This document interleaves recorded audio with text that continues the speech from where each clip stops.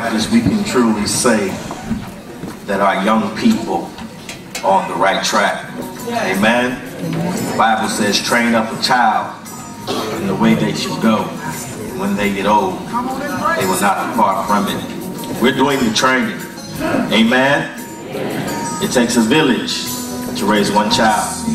Let us continue to come together and do what we have to do to make sure that our children at First Baptist Church of Commonwealth have the best opportunity that they have to grow to be great and prosperous adults. Amen. Now's the time of our service to introduce the speaker. Amen. Amen. Our speaker comes to us from Kentucky. Amen. So he came a long way, all the way from Louisville. Amen. His name is Chan Lamar Nelson. Amen. This young man is highly educated. He's a husband, he's a father, and he also is one of the youth ministers at his home church, which is Jefferson, First Baptist Church of Jeffersontown. Amen. This young man is also going to school to pursue his degree in ministry. Amen. So when we respond to this young man, let's respond to him in love and let him know he's welcome here in this place. Amen. Let us raise our hands and say, Lord, my mind is open, my ears are open. Speak to me what I need to hear through your servant, Minister Nelson. Amen. Youth choir, we're going to ask that you sing the selection right before Minister Nelson come up. Is that all right? Y'all gonna sing for us? Yeah. Come on, y'all gonna sing for us? Amen. Amen. Y'all see my children next here to sit, right?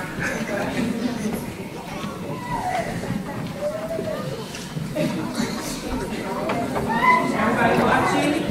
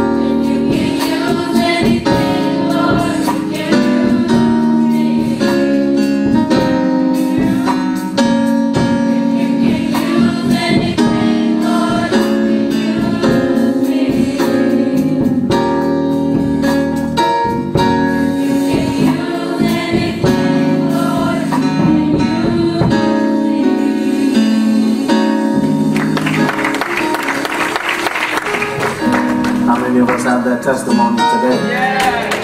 You can use anything, Lord. You can use me. I've learned that's easy to say. It's difficult to carry out.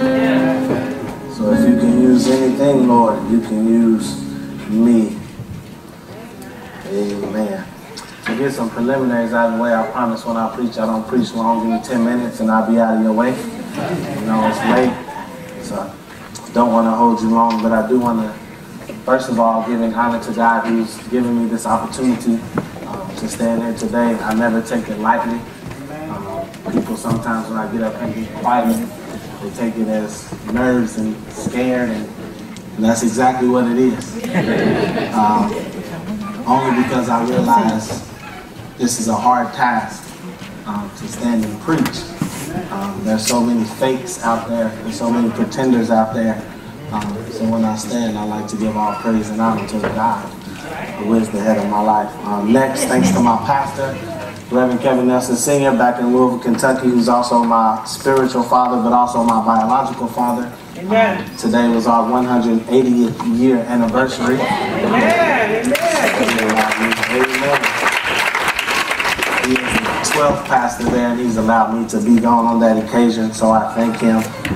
To my wife and my daughter, who's so very active, I love them so much. I tell the joke, she didn't start out as a preacher's wife, but he is slowly bringing her in. Amen. Amen.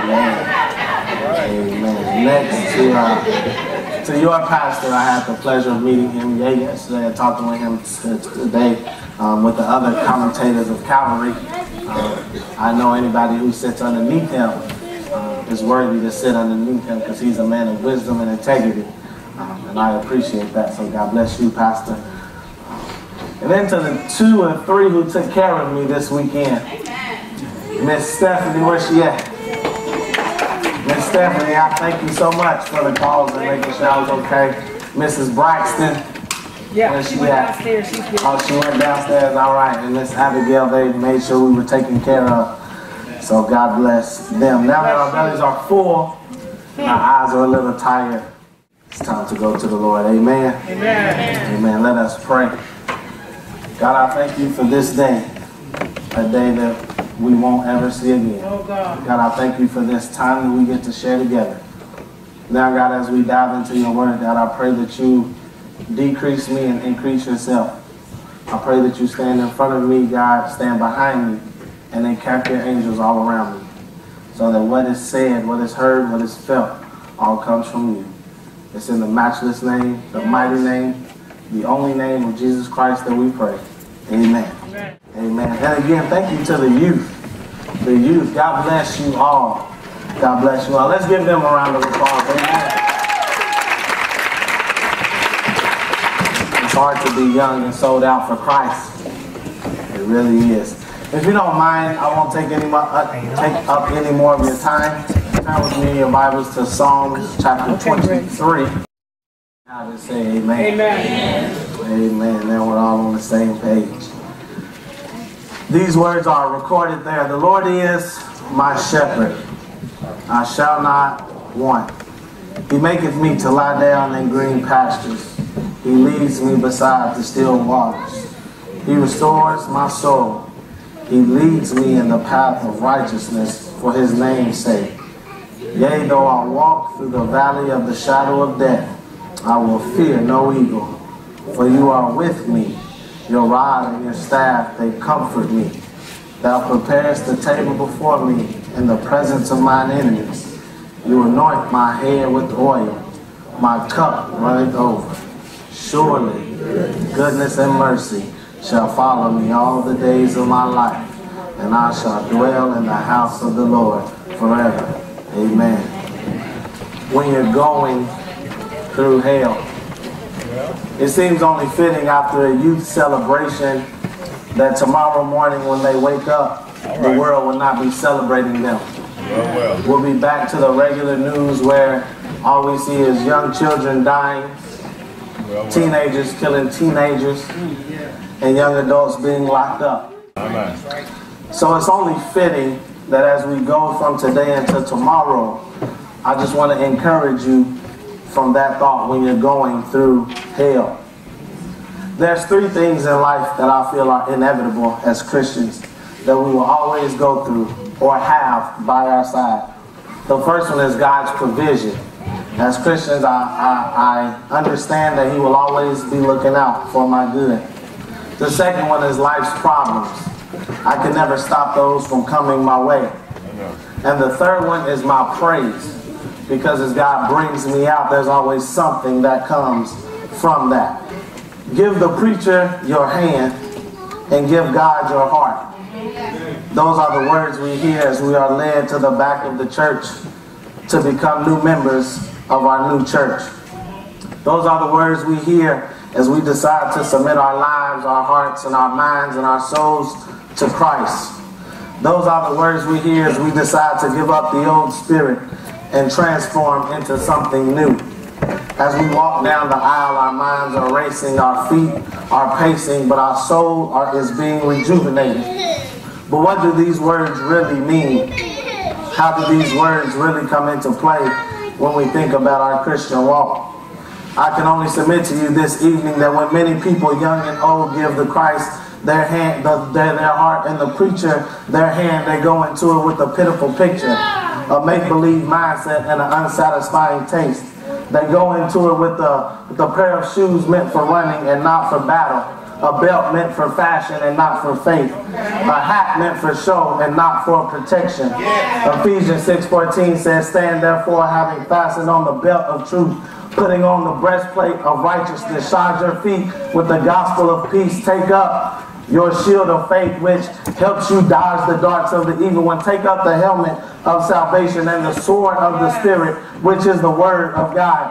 But yet after those words, many of us are still coming with football cleats, track shoes ready to run. We come with belts of gossip, malice, and anger, and not belts of truth. We enter the battle zone with no equipment and a make-believe mindset that trials and troubles and tribulations have ceased just for a little while. So when the time comes, and instead of being able to stand, we run away from the battle. And no matter if we are young or old, many of us are still wearing the same clothes, unfit for battle, running and not fighting, and backing down when trouble arises. But I wonder where the real Paul soldiers are, who can stand up and testify that for God I live and for God I die. I wonder where the real Paul Christians are, who can say for me to live is Christ and to die is gain. I wonder where my Peter brothers and sisters are, who are outspoken, outgoing, and sometimes out of order, but always ready to pull out the sword and contend for the faith. I wonder where my Johannine brothers and sisters are, who say I don't say much, but I've been here every step of the way. I wonder where my Job Christians are, who can say, though they slay me, yet will I trust him. I wonder where my Gideon brothers and sisters are, who are willing to fight with 300 instead of 30,000. Better yet, I wonder where my real Christians are, who's willing to stand bold-faced and flat-footed and say I'm on the battlefield for my Lord. I wonder where they are, because we don't have many around today. We don't have a core group of disciples that are ready to ride or die for Christ. Now we have a bunch of shady brothers and sisters, some shady Christians who say that I'm here until the trouble arises. I'm here until my tribulations come. I'm here until they talk about me. I'm here until they make me mad and try to slander my name. They say I'm here until the road gets rough, the vision gets blurry, and the storms start blowing. I'm here until they make me lose my religion. We don't have a core group of disciples today that are really, truly sold out for Christ. And that's why we have so many weak Christians today, ones that can claim to drop their religion real quick and pick it back up. Ones who are okay with saying I had to forget I was saved real quick. Because we come into this fight thinking that there's no work to be done. But allow me to pause right here for a moment and say that that's why we find ourselves going through so much hell. This is why we find ourselves running around like chickens with our heads cut off. Because as we growing up, and as I was growing up, now we live in a generation that says I can be me, do me, and live me, and life will follow me just because I'm me. That's what they say. Yes, sir. Yeah, when we enter this Christian walk, we feel like everything should go according to our plan. No one should be able to deviate from our schedule and pencil in their own selves. Now that we've given the preacher our hand and Christ our hearts, there's nothing more for us to do. And some of us, knowing that this is not true, are still trying to live the appearance that life is always peaches and cream. We try to act like we always have time to stop and smell the roses. We always try to act like we're floating on cloud nine. When the truth is that many of us are one check away from being homeless, 1 meal away from starvation, and 1 and 3 seconds away from being divorced. Come on, brother. We can't understand why some of us are blowing through blizzards and others are holding on during hurricanes.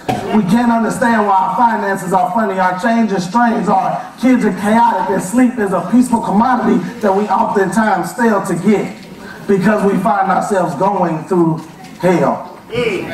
Your idea of the weather being 75 with no clouds is now a dream. Your idea of living your life like it's golden has gone out the door. Because now that you've given the preacher your hand and Christ your heart, you now enter the battle zone. You physically, mentally, and spiritually put yourself in harm's way. And all of a sudden you find yourself going through hell. You find yourself on the ship like the disciples, being tossed and driven by every word, every wind, every storm, and every mistake that life begins to throw. You find yourself like Peter, bold enough to walk out on the water 1 minute. Then next minute you feel yourself sinking into the ocean. So what do you do when you're going through hell? How do you handle it when there's no one else to turn to? Who do you call when no one answers the phone? How do you react when it's not you, but it's when it's not your best friend, but it's you going through hell? Well, my brothers and sisters, if we were never to encounter hardships, if we never had to endure some pain, some trials and tribulations, if we never had to look at our lives from the outside in, I don't believe there will be a meaning for Psalms 23. I believe that David wrote this song to himself in one of his many times of going through hell. And he opened it up by saying, the Lord is my shepherd. And that's good news for somebody today, because I just came to encourage you and let you know that when you're going through hell, the Lord is your shepherd. When you're going through hell, the first thing you have to understand is who you belong to. I'm going to try to hurry up, but I got to park right here and break it down, because at this point in our lives, I hope and pray that Psalms 23 is no stranger to any of us. I'm sure we've heard this particular passage read, preached, taught, and memorized it as a child and carried it over until now. But it just wasn't until the other day that I realized the power that was actually in this song. You see, because if the Lord is my shepherd when I'm going through hell, that means that there are some duties that he has to fulfill. There are certain things that a shepherd does for his flock as he takes care of them. So if the Lord is going to be my shepherd, what duties does he have to fulfill? What does he have to do to make sure I'm taken care of? And the first thing I had to think about is the Lord has to be my protector. And some of y'all are half asleep, but that's okay, because when I think about the Lord being my shepherd, I can't help but to get excited. A song that said it like this: in my time of trouble, he shall hide me. Yeah, I like that the Lord is my shepherd, because he is my protector. He keeps me from all hurt, harm, and danger. In other words, when I'm going through hell and I'm the sole sheep and I'm facing a pack of wolves, I don't have to worry, because there's only so much time that the enemy can spend closing in on me and licking his lips until the God I serve will step in, fight the battle for me, and keep his angels around me and take care of me. I'm trying to let somebody know that the Lord is my protector. Some of y'all are still listening. When I think about the Lord being my protector, I'm reminded of how he protected the Israelites in the wilderness. I'm reminded of how he protected Daniel in the lion's den. I'm reminded of how he protected Peter when Satan desired to sift him like wheat. I'm reminded of how David was able to fight off the lions, the tigers, and the bears. And if that's too much for some of you to swallow, just think about how he carries you through danger seen and unseen. How he woke you up this morning. That's protection. How he started you on your way. That's protection. How he carried carried you across the dangerous streets and highways. That's protection. I just stopped by to tell you that the Lord is your protector. I like that the Lord is my protector, because that means he's willing to put himself in harm's way for my safety. Somebody just missed a good place to shout. I said, I like that the Lord is my shepherd, because that means he's willing to put himself in harm's way for me. And some of y'all are still missing it, so allow me to help you out. Over 2,000 years ago, I was already between a rock place and hell, and God stepped in and said, I got your protection right here. I'm going to send them down for you. So he walked the streets for me. He got bruised for me. He got pierced in my place. He got crowned with my thorns. He hung on my cross. And some of y'all still don't know who I'm talking about. So let me tell you about this man named Jesus, who came down between 30 and 2 generations and took a beating for you. I wonder if there's anyone who's ever found yourself between a rock and a hard place and on your way to hell. But now you have the testimony that I'm going to put on my robe and tell the story of how I made it over. Yeah, I realize that the Lord is my protector, but watch this, because if the Lord is my protector, if the Lord is my shepherd, that means he's not only my protector, but he's my deliverer. I'm amazed at this particular passage, because the Lord being my protector, being my shepherd, means he has to deliver me from some things that I don't see. Allow me to help you out. That's half the reason why they carry the rod and the staff, because sheep have bad vision. And sometimes I can't see how 2 feet in front of me, but that's why he's there to be my deliverer. I'm reminded of how he delivered the Israelites out of Pharaoh's hand. I'm reminded of how he delivered the spies who were spying out the land of Canaan. I'm reminded of how he delivered the Hebrew boys out of the fiery furnace and out of the hands of King Nebuchadnezzar. I'm reminded of how he delivered the disciples out of the hands of the Pharisees and Sadducees. And for some of you who don't read your Bible enough, allow me to help you out. He delivered you out of the hands of the enemy. I'm reminded of the story of Job and how Job never had a clue about the conversation that was going on between Jesus and Satan, and yet Job was still taken care of. And some of your lives are just like that. The enemy is trying to stir up some haters in your life. The enemy is trying to stir up some turmoil in your life. He's bringing up these arguments and bickers in your life, and people trying to take over you, yet you still have a smile on your face, yet you still have swag in your walk, yet you still have power in your talk. That's because he's delivered you out of the hand of the enemy. I wonder if anybody out there knows that he's a deliverer. Anybody out there who can testify that I was going through hell all day. I've been going through hell all month. And at 11:59, when I thought it was over, when I was ready to throw in the towel, when I was ready to lay it all down, God stepped in and he became my deliverer. He delivered me from drugs. He delivered me from alcohol. He delivered me from being an addict. Don't act like that wasn't you. He's delivered you from some things too. He's delivered you from yourself. He's delivered you from your friends. He's delivered you from anywhere you've had to be in your life. Yeah, he's delivered you. And that's why the psalmist said, if it had not been for the Lord who was on my side, I wouldn't be here today. I'm trying to move on, but I couldn't help but to think about the fact that if the Lord is my shepherd, that means he's not only my protector, that means he's not just my deliverer, but he's also my provider. Yes, he is. You see, the shepherd provides for his sheep. I love this scripture because it gives me a snapshot of everything that the Lord has done for me. At the young age of 26, I found myself going through so much kinds of hell.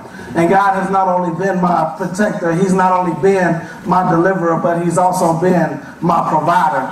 When I run back in the Bible, I have to think about how he provided for Abraham a ram in the bush, how he provided the Israelites with manna from heaven, water from a rock, a cloud by day, and a pillar of fire by night. I'm reminded of how he provided Paul with the strength to carry on. And I wonder if there's a witness in the house that can testify that the same God who was there back then is the same God I serve now. And he wasn't just a deliverer back then, but he's still a deliverer now because he's been my rock in a weary land. He's been my joy in the time of sorrow. He's been my peace for tomorrow. He's been my wheel in the middle of the wheel. He's been my shelter in the time of storm. He's been my hope in the time of sorrow. Now I know why David said, I will bless the Lord at all times, and his praise shall continually be in my mouth. Talk to me, because he realized that God was his protector. He realized God was his provider. He realized God was his deliverer.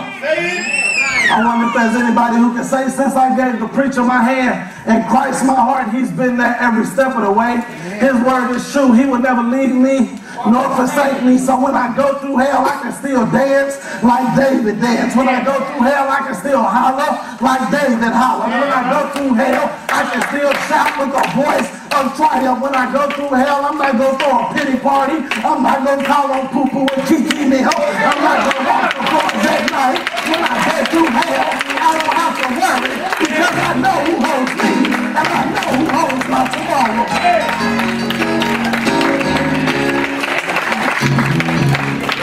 As a matter of fact, now that I think about the goodness of Jesus, my soul cries out, hallelujah. Because a long time ago, I was sinking deep in sin, far from the peaceful shore, very deeply stained within, sinking to rise no more. I like the next part because it says, but the master of the sea heard my despairing cry. From the waters lifted me, now safe am I.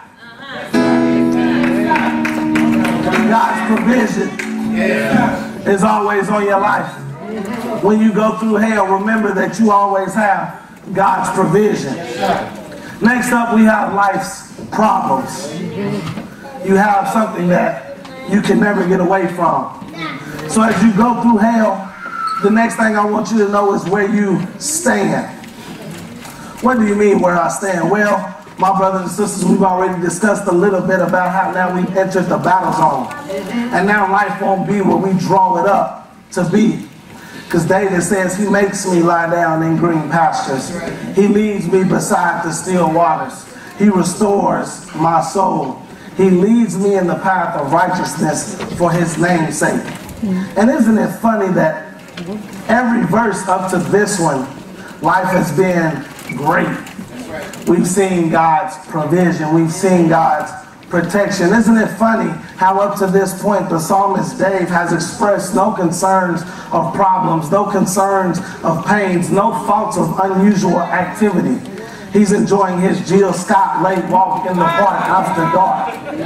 Implying, young folk, that sometimes in life God will make you lay in a moment of peace. You won't have to worry about much because he comes to give you life and life more abundantly. Sometimes he will lead you down the still waters, and I encourage you, young folk, to take hold of these times and cherish them, because watch what David says right after this. He says, yea, though I walk through the valley of the shadow of death. Everything's been going just fine. I've been living my life like it's golden. And all of a sudden I'm going from enjoying the goodness of life to all hell breaking loose in my life. Now I must admit, being the age you are and the age I am, that we might be able to handle life's problems, ups and downs, if they only came one by one. But in the text, David made it seem as though as I go about my walk, as I go about this journey, all of a sudden the clouds become gray. All of a sudden it's no longer 75 and 80 degrees outside, but it's 20, rainy and wet. Sounds like springtime in Louisville. All of a sudden I'm walking through the valley of the shadow of death. In other words, though I'm in peril of death, though I'm in the midst of dangers, I'm deep as a valley, I'm dark as a shadow, and dreadful as death itself. Or rather, I'm already under the arrest of death. All of a sudden, out of nowhere, my problems have problems. My issues have issues. All of a sudden, I'm drowning in debt. All of a sudden, my friends have forsaken me. All of a sudden, there's no one to turn to, no one to talk to. And isn't it funny how life is just like that? Yes. One minute I'm up and the next minute I'm down. These unexpected winds begin to blow and storms begin to conjure up in my life until I get to a point where I just don't know what to do. But I still enjoy this part of the text because it paints the picture of a real Christian. I want you to understand, young people, that when you give the preacher your hand and Christ your heart, your trials and troubles and tribulations don't cease. It's just that you now have the power of Jesus Christ to endure the pain. Can I say that again? When you give the preacher your hand and God your heart, that doesn't mean that life's problems will just disappear. That doesn't mean that your friends are just going to cling to you. But just understand that now that you have the strength to carry on during the storm. Take a look at Paul in 2 Corinthians chapter 12, verse 8. When Paul said, 3 times I asked the Lord to take the thorn out of my side, but he only responded with, my grace is sufficient. And sometimes your life is going to be just like that. You will be hurting day in and day out. And the Lord will simply respond as much as you call on him that my grace is sufficient. That's why I don't believe in that prosperity gospel that says God is always trying to give you a blessing. He's always trying to give you something monetary. He's always trying to keep your pockets on swole. He's always trying to keep your relationships at a peaceful bliss. I don't believe that, because if you read the Bible, James says to count it all joy when you fall into diverse temptations. Implying, my brothers and sisters, that life just happens. Temptations arise. And it's not a matter of will they happen. It's just a matter of when they happen. Job said it like this, man that is born of a woman is of a few days and full of trouble. In other words, in your short time here, please don't expect your faith not to be tested. Don't expect for someone to not get on your last nerve. Don't expect her to be winding and dying day in and day out. But don't read that part of the text too quickly, because although it seems very dark and gray, although it seems as if life is just weighing you down, David says something very profound in this verse. He says, yea, though I walk. You missed it. You missed it. He says, I know I've entered the battle zone. I know I've entered the war zone. I know that the enemy is throwing fiery darts at me from the left, from the right, and the front and the back, but I can still just walk through the valley. I don't have to run as if I'm scared. I don't have to close my eyes as if I don't know what's going on. I can just continue to walk through the valley of the shadow of death. I like that part of the text, because we have God's provision. We have life's problems. I told you I wasn't going to take long. And lastly, we have my praise. Yes, sir. You see, I like this part of the text most, because when I'm going through hell, I have to know who I belong to. Yes, I have to know where I stand. But finally, I have to know what I possess. Because as David, he closes up this song, he makes a bold statement and says, surely goodness and mercy will follow me all the days of my life, and I will dwell in the house of the Lord. As I think about the ending part of David's song and my life when I'm going through hell, I'm quickly drawn to the conclusion that no matter what my hell is, no matter what my trials are, I possess something that non-Christians don't, and that's surely goodness and mercy. You see, this is my praise. Surely is a word I had to break down. Can I just take a minute and tap into that? Because surely is the assurance that it will work out for my good. No matter what the predicament is, no matter the situation I find myself, I know this for sure, that it will work out for my good. When I have surely behind me, it doesn't matter what my hell is. My hell could be low finances. My hell could be unfaithful friends. My hell could be backstabbers, haters, depression, and unfortunate circumstances. But when I have surely on my side, I don't have to worry, and I don't have to fret. He gives us the assurance that when we go through hell, everything will be all right. But some of you heard insurance and not assurance, so let me help you out. Insurance says if you don't pay your bills, you will be cut off. But assurance says, I know you're broke, busted, and disgusted, so I paid it off. Insurance says if you get in a wreck, you pay up to your deductible. The usher says, I'll put you in the wreck, I'll get you out of the wreck, so all you have to do is glorify me. Insurance says that you need insurance for your car, your house, your family, your spouse, and everything else. But insurance said it's all been covered by the blood. So I want to thank everybody here that can stand and say the next time I go through hell, the next time I have haters coming for me, the next time my friends turn their back on me, the next time I find myself going through trial after trial, I can lay my head down in peace, knowing that I have God's assurance that surely is following me. But not only do I have surely and his assurance, but I have goodness. Yes. The goodness of God shall follow me all the days of my life. As I read that part of the text, my mind races back to Luke chapter 6, verse 38. When Jesus was talking to the crowd, he said, give, and it shall be given. Pressed down, shaken together, running over, men shall pour into your bosom. That's goodness. He said, if you just give a little bit, it shall be given.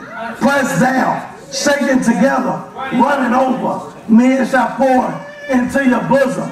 If my pastor was here, he would preach it like this. Think of that extra large bag of chips that you go and buy in the grocery store. And when you open it up, half of it's air and the bottom half is chips. Well, just imagine if before they sealed that bag, that they pressed it down, they shook it together, and they put some more in. And they did it again. They pressed it down, they shook it together, and put some more in. That's what the goodness of God would do for you. He would take the blessings in your life.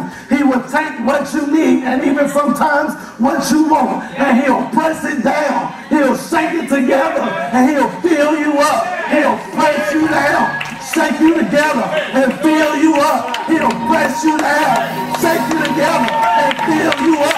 And that's why David said, let everything that has breath praise the Lord.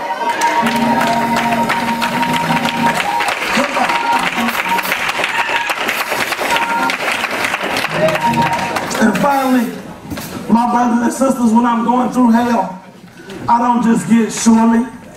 When I'm going through hell, I don't just get the goodness of God in my time of trouble.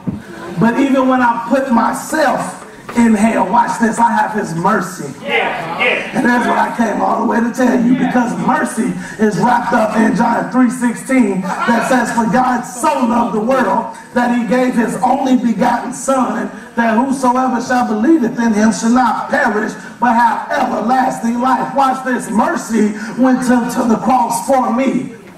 You missed it. Mercy took on the sins of the world for me. Mercy took on sin, although he wasn't a sinner. He took on lying, although he wasn't a liar.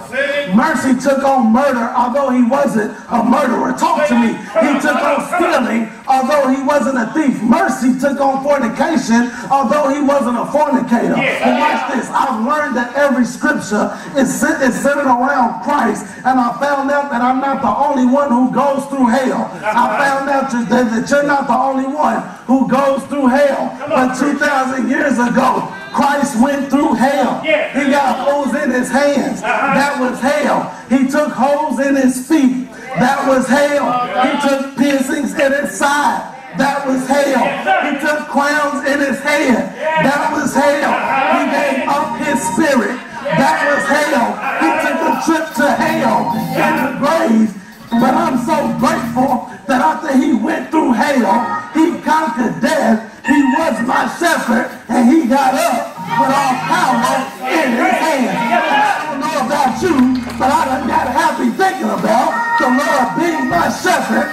So when I find myself going through hell, I'm going to keep on praising. When I find myself going through hell, I'm going to keep on shouting. When I find myself going through hell, I'm going to keep on praising. When I find myself going through hell, I'm going to keep pressing toward the mark. When I find myself going through hell, I'm just going to shake my haters off, because surely goodness and mercy shall follow me all the days of my life. I wonder if there's anybody who's happy that God went through hell for you. That he took that cross for you. You can fool me, but you can't fool him. He died for you. He rose for you. And don't you ever get tired of that story. And don't you think it's just theatrical and dramatic, because there's power in that story. There's salvation in that story. There's deliverance in that story. He did die, but he got up. Put all power in his hand. This was youth celebration.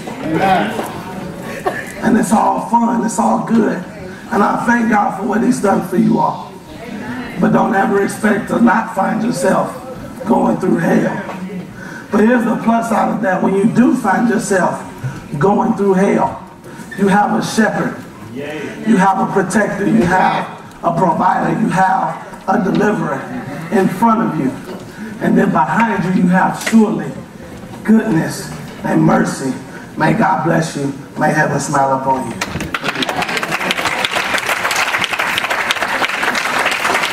Amen. Closing remarks and benediction by our pastor.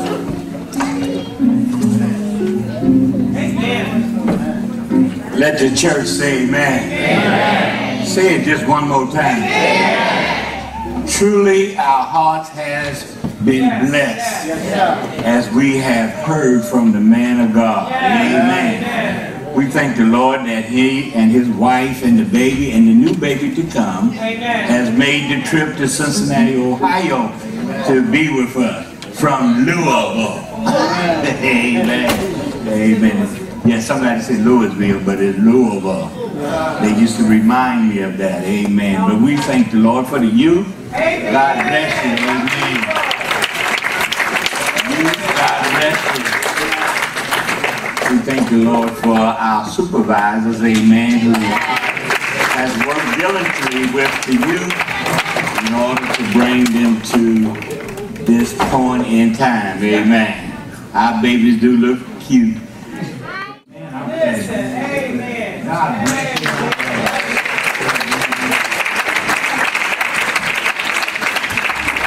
I'm telling you, that young man can preach. Amen. And I know his dad can preach, so amen. This young man is taken right after his father. All right. Amen. So we thank the Lord that he's blessing him, and we look to see him pastoring the church sometime soon, somewhere. Amen. He said, wife said, don't start that. Don't start. That's my prayer, Bishop. All right. Amen. There you go. There you go. Again, I appreciate the hospitality, appreciate all of you. One thing the pastor said, he said you might not feel like it yet, but you're at home. And all of you all have made me feel at home, so I appreciate that. As you go about your week, may God bless you, may heaven continue to smile upon you as we stand to exit.